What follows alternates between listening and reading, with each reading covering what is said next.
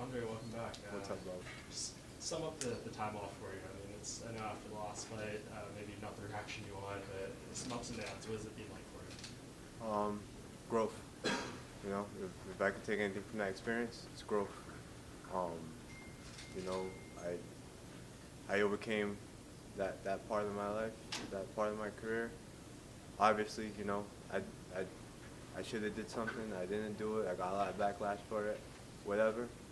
Growth, man. Yeah. Like, what kind of growth exactly? Like, do you feel like is it a mental growth, a physical growth? You know, just sum it up. last year was my first year in the UFC, and I fought 4 times, 2 fights on late notice. I signed a second contract in 1 year. I got a bonus. I was on the main card twice. I fought in another country. So I did a lot of things that a lot of guys did in 5 years, in 1 year. You know what I mean? So my focus was all over the place too. You know, I'm blowing up a little bit, and I was kind of focusing on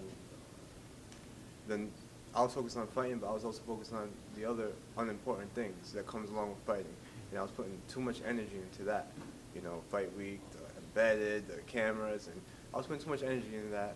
You know, especially fighting a showman like Sugar Sean O'Malley. You know, he knows how to put on a show. People love him, so I was trying to compete with that, man. And I just grew from that, and I learned that I just need to focus on myself and be myself and focus on winning fights, because at the end of the day, it's family and fighting, man. That's my lifestyle, and that's what's going to get me to where I need to be. One of the things you said coming into this is you got the fire back. It's going to be the old Andre. What kind of rekindled that? Going back home to train. What I did was I split 4 weeks. I spent 4 weeks down in Florida, like I usually do with my team down in Hard Knocks 365. Great training partners, some of the best coaches in the world. But then I wanted to split my camp and go back home to my old coaches, my old MMA coach Pete, my old boxing coach Dave, my coach from day one, my father, you know, because they know me, and they know me mentally and they know me physically. So it wasn't like I was jumping into something new. I was going into something that was winning me fights, that got me into the UFC. So that really brought my fire back. Just building a team around Andre Soukhamthath, rather than just being a teammate or a part of a team. Now I'm the boss, and I control my training, and you know, everybody's revolved around me. Not to dwell on the past too much, but after the O'Malley fight, you kind of signed off on Twitter. One last tweet, you said, "Hey media, it takes 2 people to put on Fight of the Night." Was there anything in particular that kind of triggered that? Absolutely. You know, everybody's talking about, oh, you know, obviously they're making fun of me and stuff like that. Internet bullies, you know what I'm saying? And they were just like, you know, I should have took him down. Why did I take him down? All I had to do was stand up, call me the dumbest fighter in the UFC. But if you look at the fight, and we got Fight of the Night, like, can you not respect my heart? I got rocked the first round. You know what I'm saying? I went into that fight. People don't know. I went into that fight with like a nearly torn MCL.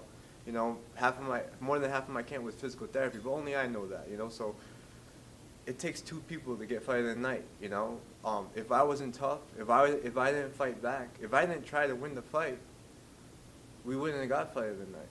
You know what I'm saying? And that's all I meant by it. Everybody's like, oh, you know, this, that, praising Sean O'Malley, but hey, you need to praise me too, because I'm a warrior and I don't quit no matter what. If I'm getting my ass beat, I'm going to keep on fighting until you put me to sleep.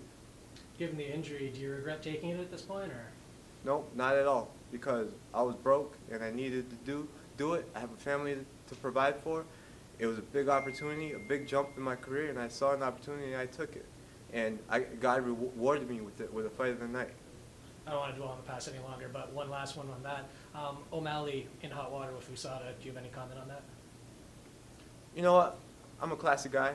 I have no comment on that. But all I gotta say is, I know he's making more bread than me. He's got like 300-something thousand followers.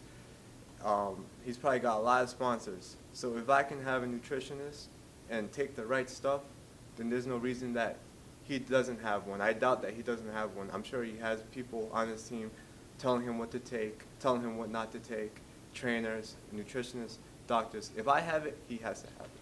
That's all I'm saying. So you were preparing for Gavin Tucker coming into this one, and obviously he's not on the card now. You're facing Martinez. What did the change opponent do for you as far as preparation? Nothing. I kept it the same as I was going to fight Tucker. They're both southpaws. The only difference is this kid's first time in the octagon, and he's fighting me, a 1-3 UFC fighter. That could be deceiving, but I'm going to go out and show the world that, you know, I'm going to be a really big problem at 135, and I still got potential. You talked about the last one, you know, focusing too much on the embedded and all that stuff going on. Is this kind of like the perfect situation for you, a smaller town, not a ton of media here, like you can just kind of focus on yourself and fly under the radar and just be, you know, on point with the fight? I love it. I love fighting in small towns like this. And, you know, the energy is crazy because something like the UFC come to a small town like Moncton, Canada, everybody's looking forward to it for months. So you know that place is going to be sold out. So I'm going to get some Canadian fans Saturday night, that's for sure. And what are your thoughts on the main event? How do you see Volkanovski versus Anthony Smith going down?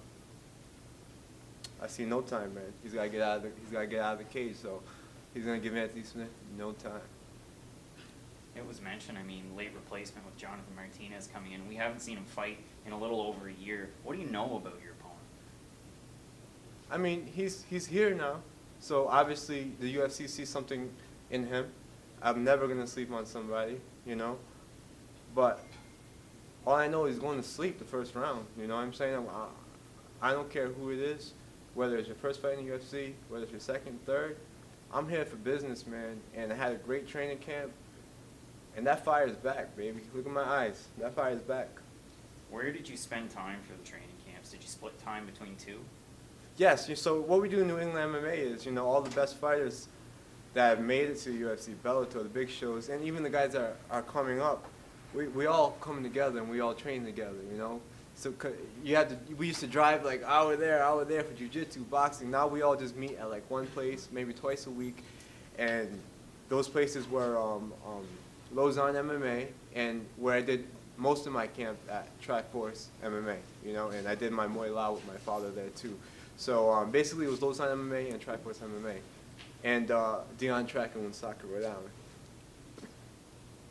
What's it like? You said you were doing it with your father. What's it like training with him? It's amazing, man. You know, the reason I came back is because, you know, I come back every time around 4 times. I go back home to Rhode Island, you know, to go visit. My whole family's there, maybe 4 times a year. And I always, of course, try to get some training in with my father. And what I know is that he's grown a lot, you know, with the game. He's developed a lot of new tricks, and he's still got the same of the old ones. And what I realize as I'm getting older is, you know, I might have all these coaches, I might pay this person, I might pay that person, but at the end of the day, if my father's my coach, no one's going to care more about me winning than my father. What I hear from a lot of fighters who train with their dads is he always knows when I'm slacking, he always knows when I'm trying to cut corners. Do you have that with your dad? Yeah, he's always pushed me to the max, but he never has to worry about that because he could vouch for it because I work hard. Even when I'm tired, he never has to tell me to push harder because he knows that I'm always pushing hard in training, you know. And us bumping heads, that was in the beginning of my career. I was like 21, 22. I'm 30 now. We didn't butt heads once this camp. Thank you. Cool.